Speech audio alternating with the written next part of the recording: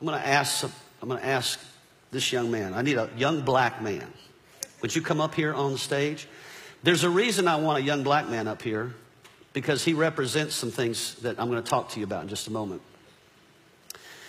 And so, why don't you take a seat right there? And if you wouldn't mind just taking your shoes off and your socks too, thank you. And then I'm going to wash your feet. Now, let me say something before I wash his feet, because this is important. This young man doesn't just represent black America. This young man represents all minorities for this moment right here. What most people don't realize about my race is my race has a hard time getting what's wrong in America. We have a challenge.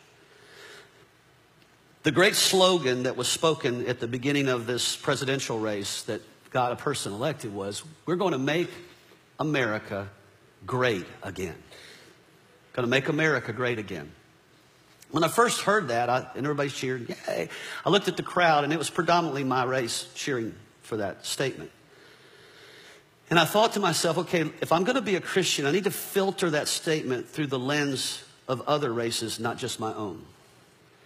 And I'm thinking to myself, here's what I'm thinking.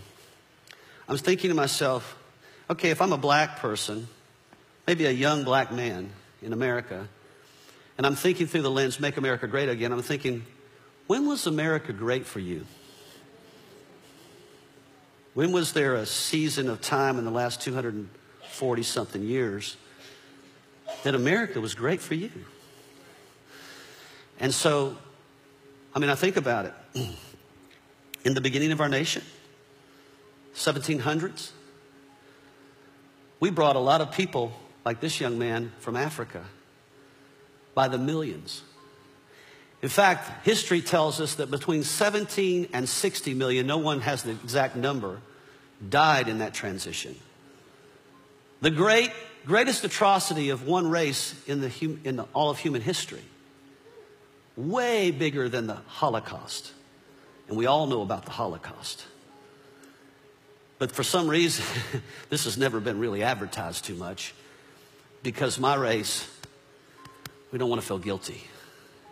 And I'm not saying you should feel guilty, because you didn't do that, but your race did.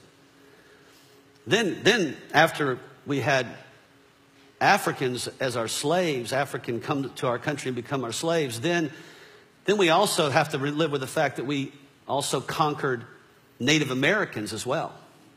We kind of huddled them over in the Midwest, took over their land. Then we went down to south of America and we said, Mexicans, we're going to take some of your land from you as well. California, Arizona, New Mexico, used to be Mexico. What do you think of Hispanic person? What was America great for Hispanic people? When was America great for Native Americans? What about Asians?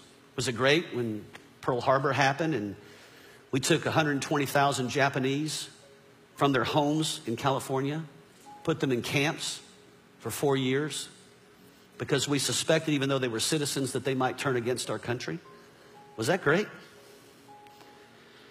The only people that could honestly say maybe America was great would be me, my race. It was great for us. We had a lot of folks like this young man and other people serving us for the last couple hundred years. And now, over the last few years, some of those people are rising up and they've had enough. And movements are starting and different things are happening in our nation that are saying, hey, we matter too. We are not the majority, but we matter too. And people like us are getting scared. We're getting fearful. Man, this nation is not like it used to be. Are we filtering that through the eyes of Jesus? Or are we filtering that through the eyes of our race? And so what Jesus would do in the middle of all this is he would take a person like this, who maybe in general terms wouldn't normally be connected together. A young black man and an old white man. We probably don't have a lot of things in common. The way we grew up, the society we live in.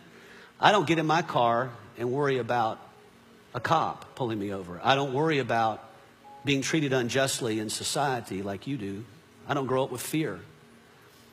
I don't worry about inequality for my race. I don't have those concerns. But I have them for you. And I care about you.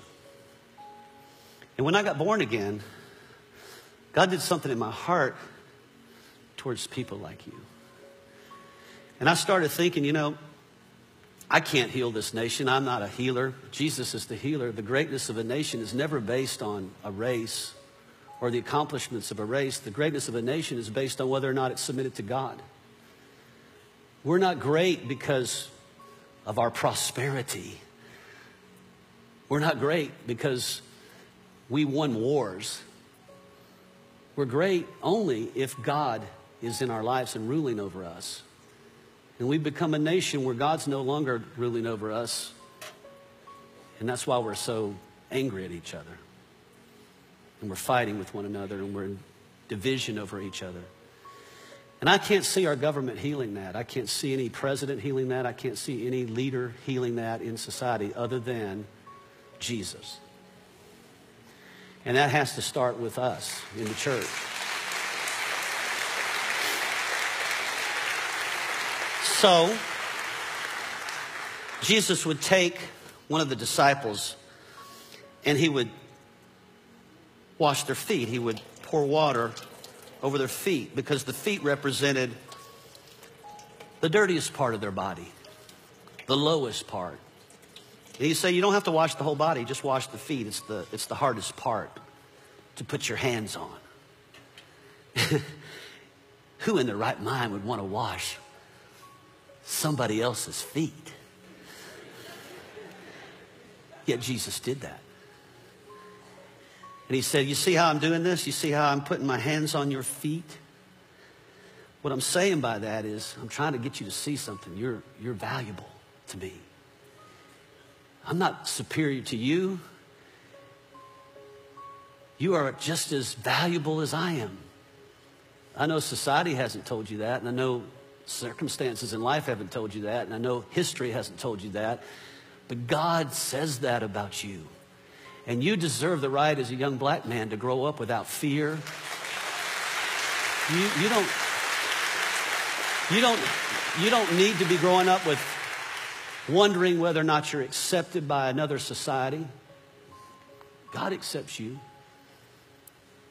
He's the great equalizer. When he came to the cross, he came to equalize everybody, to take slaves and make them equal to the free, and make the woman and the man equal, and make the poor and the white equal, the poor and the rich equal, and to make everyone equal. And he says, look, I want you to do this because this is what heals the world. This is what causes the world to come together, is when we serve each other, when I can serve you and you can serve me, and we're not living our life trying to have power over each other, but we're family. You're a Christian, I'm a Christian. You're my brother, I'm your brother. We bros.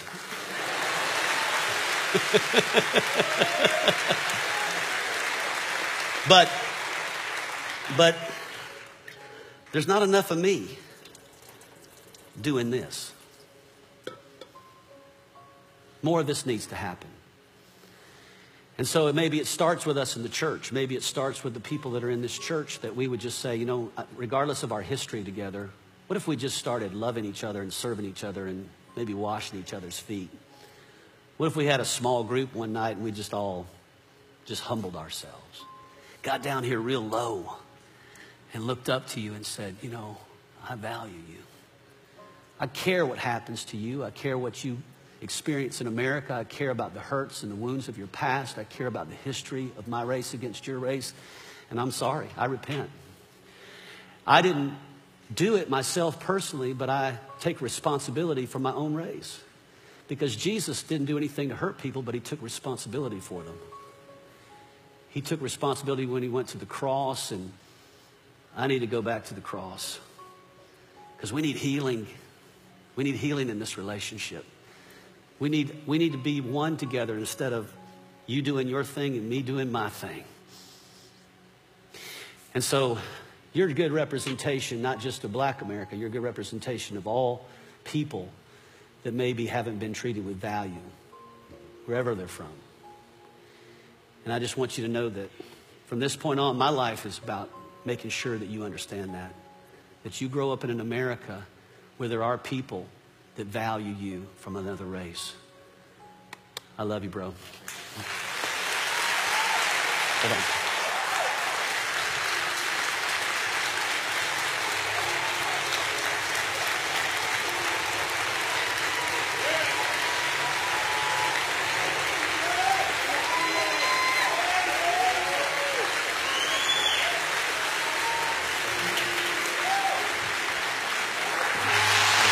Thank you, man.